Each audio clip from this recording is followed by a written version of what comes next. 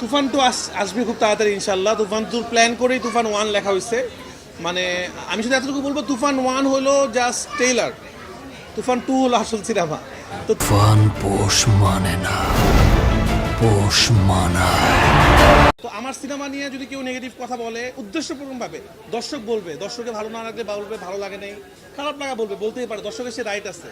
কিন্তু আমার কোনো অন্য কোনো মানে প্রতিপক্ষ উদ্দেশ্যমূলকভাবে কথা বলবে, তখন আমি এমন কথা বলবো আপনার লজ্জায় সিনেমা বানাতে পারবেন না। সুতরাং আমার সিনেমা নিয়ে কথা বলার আগে চিন্তা করবেন। আমি তাদেরকে বলতেছি, তারা বুঝতেছে যে আমরা কষ্ট করে সিনেমা বানাই, হলে দর্শক নিয়ে আসতেছি। দর্শক আমাদের সিনেমা নিয়ে আলোচনা করবে, সমালোচনা করবে, দর্শকের সে রাইট আছে। বাট আপনাদের সে রাইট নেই। আপনারা সিনেমা বানায় আমাদের মতো হিট করে দেখান। যখন দেখা শুরু করলে এখন বলতেছে না এটা 3 দিন পরে দেখবে না, তো দেখা যাক 3 দিন না 3 মাস। এটা ভালোই লাগে আমার কাছে আসলে। পরাণ যখন আমি রিলিজ করেছিলাম তখনও মানুষ বলেছিল যে দিনদার কাছে পরাণ টিকবে না, কিন্তু পরাণ টিকে গেছে, তো দর্শক টিকিয়েছে। তো আমি ওইটাই বিশ্বাস করি। এরপরে সুরঙ্গ করলাম, এরপরে তুফান করলাম। এবং আপনারা জানেন তুফানে আমার সাথে আছে মেগা স্টার সাকিব খান, এবং উনি ভয়ঙ্কর লেভেলে ভালো অভিনয় করেছে। প্রত্যেকটা মানুষ তার অভিনয় প্রশংসা করছে, প্রত্যেকটা মানুষ বলছে সাকিব খান কী অভিনয় করলো, এই অভিনয়টা আমরা কখনো দেখি নাই।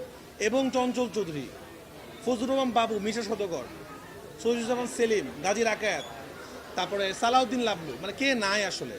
তো দর্শকদেরকে আপনারা শুধু জিজ্ঞেস করেন তারা সিনেমা কেমন উপভোগ করছে।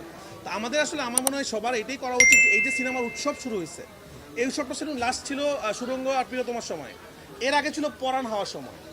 তো বারবার যেন উৎসবটা ফিরে আসে, যখন রাফি আসলেই কেন উৎসবটা আসে, সবসময় যেন এই উৎসবটা হলে থাকে। আপনারা যেন আসতে পারেন। দেখেন, একটা সিনেমা হিট হলে কিন্তু আপনাদেরও ভালো লাগে, আপনারা বারবার হলে আসেন, নিউজ করেন, মানুষের প্রতিক্রিয়া নেন, সবার জন্যই ভালো, মানুষের জন্য ভালো, হল মালিকদের জন্য ভালো।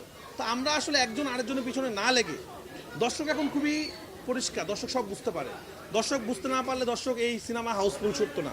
এখানে যারা সিনেমার টিকিট কাটতেছে আজকে সবাই কিন্তু অনলাইনে আগে অগ্রিম টিকিট বুকিং করছে।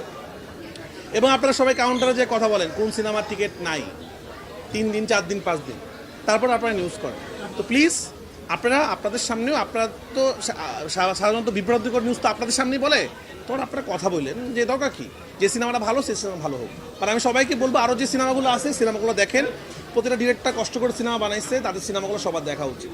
সবাই সিনেমা দেখেন, সবগুলো ভালো ছবি আমি আশা করি। আমিও দেখবো, চান্স পাইলে আপনারাও দেখেন। তুফান তো আসবে খুব তাড়াতাড়ি ইনশাল্লাহ। তুফান 2 প্ল্যান করেই তুফান 1 লেখা হয়েছে। মানে আমি শুধু এতটুকু বলবো, তুফান 1 হলো জাস্ট ট্রেলার, তুফান 2 হলো আসল সিনেমা। তো তুফান 2 তো আরও অনেক অনেক অনেক অনেক বড় চমক আছে। তো এটুকুই শুধু বলি, আমাদের দেশে এই কালচারটা শুরু হয় নাই, সিনেমাতে শুরু হয় নাই যে একটা 1 দেখার পর 2-র জন্য মানুষ অপেক্ষা করবে। আমি বিশ্বাস করি যারা তুফান দেখছে প্রত্যেকটা মানুষ 2-র জন্য অপেক্ষা করবে, এবং 2 যেদিন রিলিজ হবে সেদিন দেশ সব কিছু বন্ধ হয়ে যেতে পারে আমি মনে হয়। খুব বেশি অপেক্ষা করতে হবে না, খুব বেশি অপেক্ষা করতে হবে না। মানে আগামী ঈদে কি না, সেটা বলতে পারবো না কবে ঈদে, কারণ সেটা অনেক বড় স্কেলে কিছু একটা হবে হয়তো।